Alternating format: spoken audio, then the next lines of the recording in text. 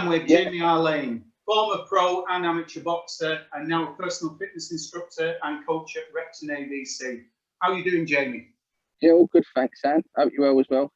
Yeah, I'm good, thanks. Well, it's mad hot in Manchester. Is it the same in London? It's just been crazy, especially the last few days. 30 degrees too hot. Yeah. We always moan when it gets too hot. Now, first, Jamie, I want to ask you about your business, your personal instructing. Yeah, so it sort of really came about in 2016. Once I retired from the professional boxing, it's like just basically like a few friends and family around me. They was like, oh, you know, now you're not boxing anymore. Maybe still try and stay around it. Maybe get into coaching or personal training, giving something back, helping out the kids on the estate. At first, I was sort of like 2 minds about it. Well, maybe I haven't got the patience for it, or just I had other things going on, sort of thing. So and then I thought, you know what, I'll give it a go. So I was speaking to someone, and I said to him, you know what, I'm planning on doing the personal training more focused on boxer side sort of thing. So it's like, yeah. So look, if you're free, I'll give you a free session. We'll film the session and we'll put it up. And I'll put it out. We'll sort of promote it and see how it goes. So we've done that, filmed the first one, put it out, and sort of like it just like sort of exploded off. I think where they weren't so back then, like 3 years ago, they weren't really. I think personal training boxer size wise, like started to sort of come up now. Back then, like say 3 years ago, a lot of people weren't really doing a lot of boxer size then. So it's sort of like exploded, and Instagram was just, the messages were just coming through, and Facebook, and it's took off. And why do you think boxing-related training is so good and beneficial for people? I think like nowadays with a lot of mental health going around, and I think that's another situation. Like 3 years ago, normally you used to speak about mental health. A lot of people used to keep it bottled up inside. So nowadays, people are speaking about it, and they're going to see their GPs, their doctors, and they're sort of turning around and saying, well, look, boxing is a form, it releases stress. It's maybe good to go walk in a boxing gym, let the stress out, or get a boxing coach, hit the pads. So I think that's why now sort of it's blown up. And are you doing one-on-one sessions, or is it group as well? So it's mainly like I've been doing one-to-ones, but I'm group sessions. I've been doing boot camps, especially now during the pandemic, during the lockdowns, sort of when the gyms are still closed and there was no group sessions going on. And then Boris was like, oh, you can still train outside in the park. That's when I was really busy with the boot camps. But since the gyms are opened back up, it's gone a bit quiet. And where exactly are you doing your sessions, James? Is it all over London? I know I've seen you outside Canary Wharf doing some. That's it, yeah. Like just floating around like Canary Wharf, Chelsea, Kensington, Angel Islington, so like Bethnal Green. So it's all over really. And during the session, what type of training would they be doing? So as soon as we start the session, the first thing we do would be skipping, and then we go more into some shuttle runs and some standing punching for 10 seconds, or the sort of more advanced people there do shadow boxing, working more on technique. Then we'll do pads, circuits, sort of just putting them through it for the whole hour of the session really. So most of the people, they're not boxers, they're just people who are trying to improve through cardio, the general fitness. That's it, yeah. But funny enough as well, I was training someone probably about a year ago now. They was doing like a white collar, so I got him in training for that.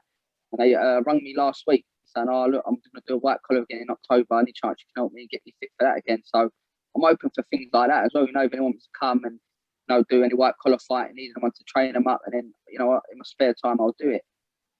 And do you get a lot of personal satisfaction running that business, Jamie? Yeah, I don't even see my Instagram. There's the main two. There was a girl called Lily on there, Lily Gray, and I think she was around. I'm not too sure. Maybe I don't want to say what she was in case I'm wrong. Make her even know what she was, but she's lost loads of weight. You can really see a massive difference. And there was another a bloke I trained. I know he was 16 stone. I can't remember his weight, and now he's 10 stone. He is now. So when you see results like that, it's sort of like chokes you up a bit. You think, they went away, they listened, they done the plan for them, they stuck to it, and they got the results. You want to go to squats, squat jumps.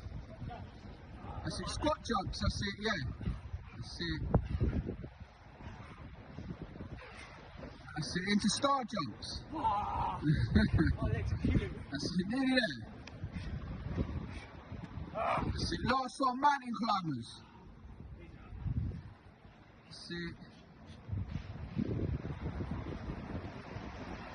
Let's go to time. Now, there's so much to talk to you about, but the next one I want to is you being a coach at probably the most famous club in Britain, Repton ABC. Yeah. What's that club like, Jamie? Oh, like it's literally like me being an amateur as well. I've boxed for like a few different clubs, and I'm not just saying it now because I was doing an interview. I've spoke to friends about it, family, and it's just like totally like different gravy. It's just once you get in there, it's just so much talent in one place, and then not only that, you've got the wall. There's so much talent and history around the wall. Sometimes you're in there and you're training someone, and you switch off and you find yourself just staring at the wall, and it's just so much history, and it's just so much like I say, just so much talent in one place. It's just like it's a great family sort of place. It is. And who are the other coaches there? I know Repton's got quite a few coaches, hasn't it? Who are the other ones that you feel have influenced you in your boxing coaching? So it all come about really. It was Steve Waters. He's like the head coach down Repton for the seniors. So he was my amateur coach down the Lion Club. Him and the club secretary Julian Borg, and they're both at Repton now. So back then they was down the Lion Club. So it was sort of Steve. I messaged Steve, and it's sort of Steve who got me in there. But yeah, you've got Bill down there. You've got Rufus. He come from Poplar. He's now at Repton. Got Andy. He was a great amateur for Repton. So he'd been there. He sparred the likes of he was Danny Appy. He sparred. So he's all that experience. Tony Cisse. Who else you got down there? A trainer called Bill Ricardo, another great trainer. He's a level 4 England coach. So it's like great team down there, and I'm always learning off of them as well. So I'm always learning and taking bits from there, sort of personal training as well. So always mixing it up. And you can't learn from a better place than there. Now, going from the coaches to the boxers, I know quite a few of the female boxers that are doing well. Maisie Rose Courtney and Lizzie Cousins, and of course Caroline Dubois is there. Who are the men and the lads that we should be looking out for at Repton? So the men, you've got Jimmy Sains, really good one to watch out for. Last I heard, I was speaking to I think it was Ricardo or Steve about, and we had a GB assessment coming up, so he's one to look out for. You've got two brothers down there, Amo and Ram Singh, great fighters as well. Not forgetting Daniel and Caroline's brother, Prince Dubois. He's one to watch out for. So there's so many like fighters coming through.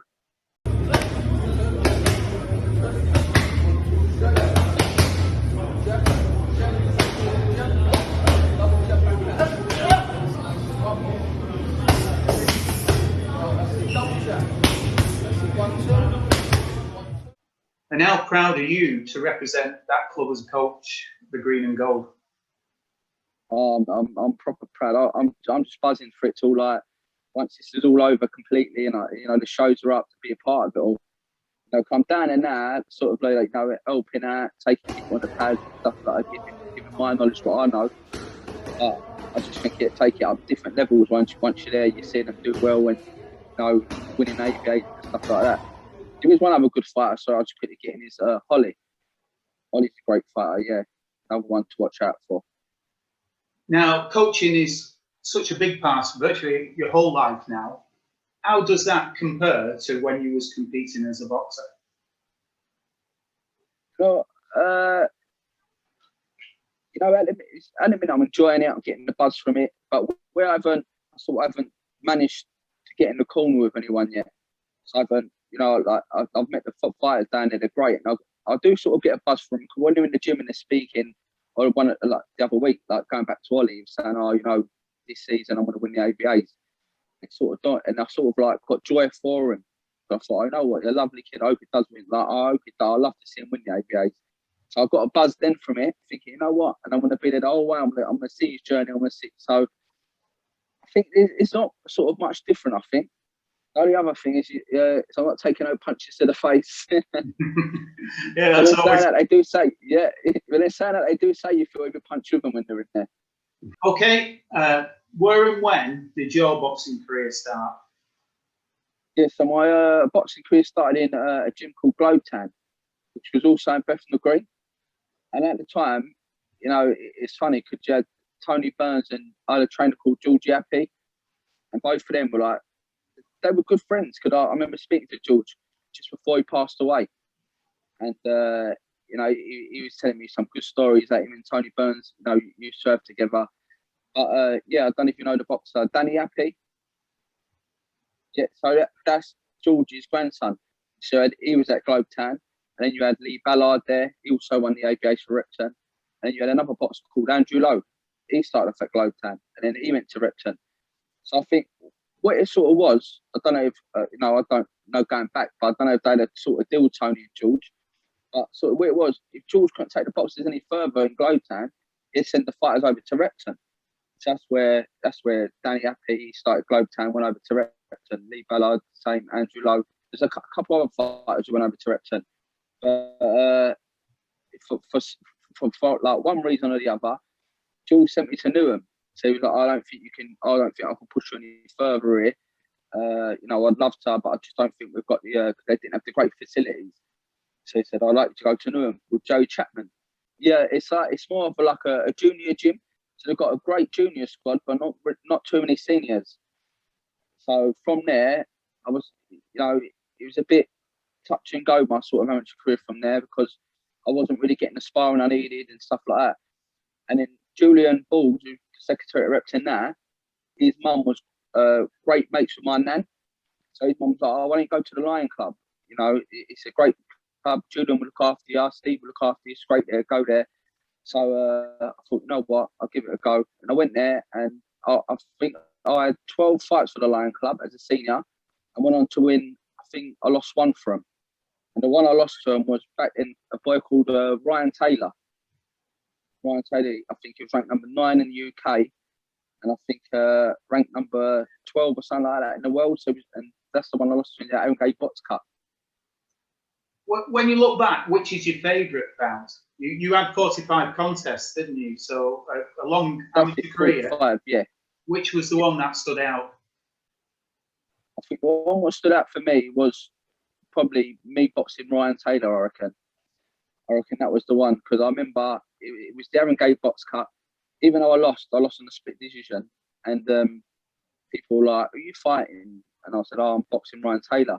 People were like, and I remember one of the bloke who was on after me, I remember his trainer saying, well, you left the room. It was like a curtain sheet was separated the changing rooms. I remember his trainer saying to him, listen, get ready, get your gloves on the second, the last 2 minutes. Like saying, like, Ryan Taylor will stop me, yeah.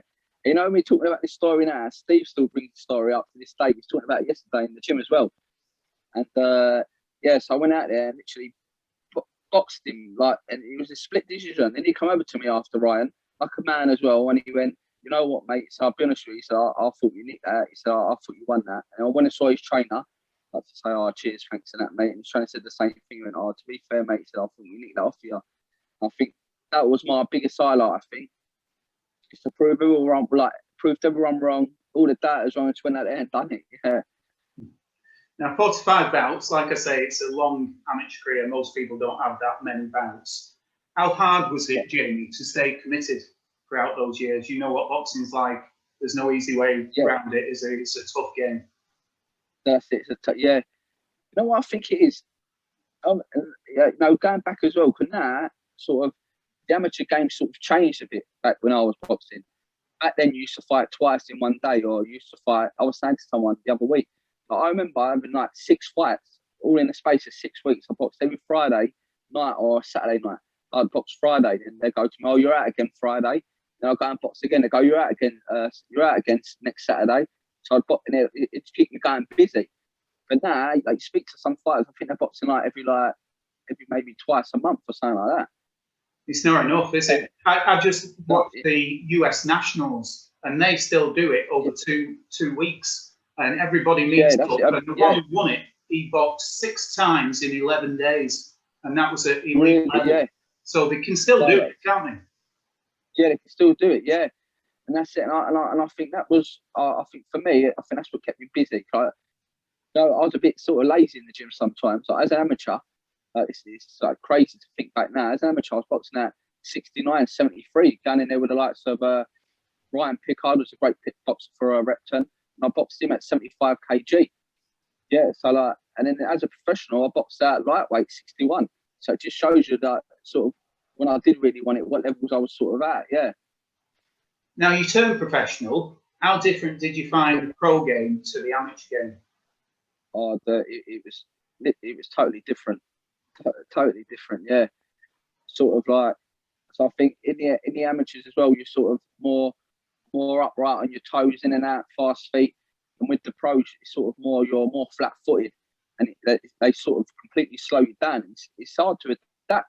Like, sometimes in your head, you might think to yourself, "Oh, you know what? I see it," but it's hard to, because when you're trying to set your feet, you're getting caught. It's more about your movement, about your rolling. It's like totally different. Sparring gets harder. The rounds get longer for sparring. Especially when my last fight, I was meant to fight for the Southern Area title. That's over 10 rounds. And I was sparring Lenny Dawes, Martin Jable, sparring for like, I think Lenny Dawes, we've done 15 rounds, 3 minutes, just in sparring. And Martin Jable, we were doing 12 rounds sparring.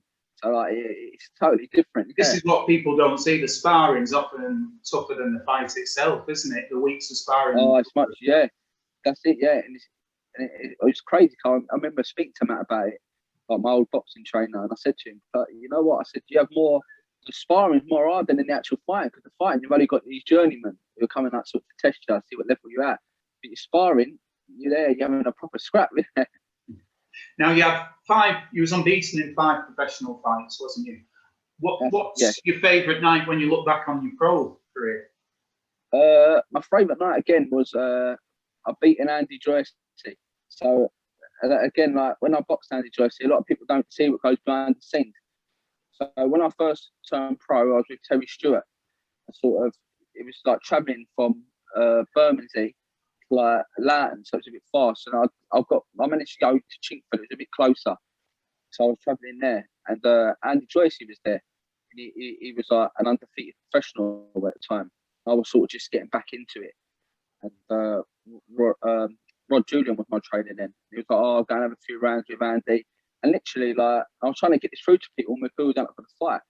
And we literally stand there toe to toe. And there's times where Andy got the better of me, but he sort of wobbled me a bit in sparring. I got the better of him. They were like 50-50 tough spars. So we both went our separate way in the end. I went with Matt Marsh, and he went with a trainer in Ladbroke Grove. I can't remember who he was with. And my boxing manager was Steve Goodwin. I remember speaking to Steve and I said, "Oh, look, you know, these tickets and stuff like that, boxing your journeyman, I want to move up quick. Can you get me a tough fight where I can prove myself and get up there?"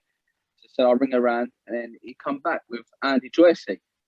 When he said it to me, Andy Joyce, a part of me did think, my target's going to be a tough fight. It's totally different sparring. You've got the head guard on. You've got the 14-ounce gloves. But with the lightweights, that's another thing with amateur as well. They wear 10. But when you're a professional, anything under, I think, welterweight, like welter, you wear 8 ounces. So you're wearing little tiny, got 8-ounce gloves. I was thinking, she's going to be a complete different fight, this one. So he took the fight. He took it, and I beat him on points for the British Masters belt, it was. And everyone sort of ripped me off. "Oh, you should have took that fight." And then he called a rematch. He wanted a rematch. He didn't think it was fair. He said, "Oh, I beat him a lot closer then." I think it was 79-75. So I beat him a lot closer than that. I want a rematch. So again, everyone's like, "Look, mate, I've been this year. You've got to train hard for this. Like, you ain't coming to lose this time. He's got your number. He knows what you're capable of." And I went in there and I knocked him out in the second round. So that was like one of the massive highlights for me. Now, like I say, you was unbeaten in 5. Pro career was a bit start-stop, wasn't it? Why, in the end, did you stop boxing? And how tough was it when you finally made that decision to stop? Yeah, so I finally stopped boxing because it was like a nose injury I had. So it's like every time I got a whack on the nose, it'd probably proper swell up, and like it'd take maybe 2 or 3 weeks to go down. And if I did try and test it before that, it just keeps swelling up and bleeding. So that was one of the main reasons. But the other reason was, you know, making weight. I said, in amateur boxing, it's not too bad, like, about weight categories. You still have to, you know, follow your your diet plans and stuff like that. I was boxing at 61, and I'm 5'8", so it was a lot for me to make, a lot of commitment. And I've got 2 girls, and I just thought, you know what? I just thought, is it really worth it? Is it, you know? I was sort of coming up. I was having to sell tickets, so I was selling tickets to make any money from it. And then you're doing all this sparring, you're giving up your life. You just three times a day in the gym trying to make weight. And I just thought, you know what, just call it a day, yeah. And then selling the tickets is the big one, isn't it, for people in the pro game? I know it's a big one, yeah. Especially from 90% of boxers. You seem like you was very well supported. How much did that support mean to you in your boxing career? It really meant so much. It did, especially like looking back at it now. So I'm not sort of, well, I know what they're going to be going through, the boxers now. Sort of where I've got my pro coach's license. You look at it, you think like people when they work, like kind of work. They're doing their day job. They're like hard-earned money sort of, and they're spending it on you for a ticket. They're not cheap either. The tickets are like, you know, like 35s, 50s. The ring size are like more. And they were spending their money, and you think, you know, it shows you how much you appreciate this sort of thing. So so it meant, and especially as well, especially going back to when I was saying about when I was fighting Andy Joyce, there's a couple of times I was tired, and they're all behind you cheering, rocking the Youre call. Sort of that spurs you on, doesn't it? They're great life memories, aren't they, for you to look back on? Yeah, that's it. Yeah. Now, who did you love watching? Where did your passion for the sport come from? Which were the pro boxers you like watching, and amateur? My pro one was definitely Joe Kawasaki. He was like me. I was a southpaw. He was a southpaw, and I looked up to him. You was like a technical southpaw, very sharp. Yeah, that's it, technical southpaw. Yeah. And I used to like, you know, watch his DVDs. I used to study him. You know, like any boxer now, growing up, they study and they want to be like that boxer, don't they? And I was watching him and I was thinking, I could be like him. I can have 46. I could win 46. I could hold the world title. I could make history. But he was definitely. I used to buy his DVDs. I used to sit there on YouTube every night just watching him. Final question, Jamie. Why do you love the sport of boxing? And do you still miss that pro game and amateur game? Do you still miss it, or has coaching helped replace that? Why do you love the sport? Yeah, you know what? I love the sport. You know why? Because I think like everyone in the sport, it's an hard sort of game sort of thing, and everyone in it, without sounding, you know, too thing about, everyone in the sport come from nothing. Like, do you know what I mean? Like, so it gives sort of, not meaning that in a sort of bad way sort of thing. Like 9 times out of 10, like they've got like sort of, you know, they come from a rough area, or they just haven't found their feet yet. Boxing gives them that. Boxing gives them the new life, like that new life, like change of life sort of thing. If you know what I mean, like something to focus on, like give you a bit of a structure and routine in your life. So that's what I love about it. And I love seeing people do so well. Like, you know, you might have a kid in the gym. He's sort of like he's not quite got it yet, and then he has a few amateur fights, and all of a sudden like he spurs up, and he becomes this sort of like this big star sort of thing. So that's what I love about the sport, yeah. And then do I miss it? Like when I first retired from boxing, it was like literally. So I remember someone saying to me, I remember seeing someone at Youre call, and I remember saying to him, "I've retired from boxing now." I'll never forget his words. And he said to me, "Oh, you retired?" I said, "Jimmy, I'm telling you now." I said, "Jay," he said, "make sure like you stay around it." I said, "What do you mean? What do you mean stay?" He said, "Look, stay around it. Let the boxing inside you, the fight inside you, sort of burn out." I was thinking, "Oh, what's he on about?" I was like, "No, I've been out, done it, had 40-odd amateur fights, done pro.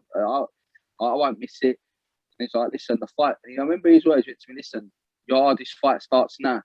And I was like, "Oh, what's he on about?" And literally, about a month later, I was sitting indoors, like doing nothing, just sitting there, nothing to get up for, no motivation to run, nothing to train for. And it really did hit me. And you know, that's why I think, like people say to me, "Oh, you're still quite young." So it's funny, like seeing you in the gym as a young trainer. But I think for me, that's how I sort of handle missing it, being around people, being around the gym, you know, giving something back with a one-to-one's personal training. 'Cause when I first give it up, I literally went through like a really bad patch, you know, and I had to turn to, you know, like I had to get help from counselling and stuff like that. I went sort of like down the sort of wrong road from sort of thing. Now I know some people give up boxing and they do with it well, or you know, you never know what goes on behind closed doors, but they give that, see their stuff, they give that opinion that they're doing well. But you know, it's such an intense sport. It's not surprising people suffer when they stop. It's a massive gap in the life, isn't it? That's it, yeah, because you lose your structure, you lose your routine. Like you want to get up, you want to train or go for a run, and you're like, you know, what am I doing it for? Like now, like I'm in a good place, and I know why I do it now. You know, for your home mind and your mental health. You know, to get out, go for a run, you feel good. But back then, you're like, no, why am I getting up running for? It's a waste of time me going out running. But I think it just itch all in once. And that's what I'm saying nowadays. Sorry, Jamie, I've not asked you the important question. Coming from Bethnal Green, are you a Hammer? That's it, yeah, West Ham fan. And the funny thing about it is, my missus, she's from Birmingham, so her brother's always like, you're West Ham, you know, you're sort of Youre and West Ham banter all the time, yeah. Yeah, I live between Manchester and Liverpool, and my granddad got me first, so I'm Liverpool. So you got the same problem down there, yeah. Well, I did go to, when I lived in London 30 years ago, I did go to Upton Park, the old ground, Upton Park, and that's the best atmosphere I've ever sampled in a football ground. Oh, it's a great atmosphere, yeah. Yeah, it's a great atmosphere down there. Well, Jamie, thanks very much for that. All the best with Arlain Fitness. I hope you do really well, and especially giving back to sport with Repton. Good luck with that. Oh, cheers, thanks. Nice one. Cheers, Dan.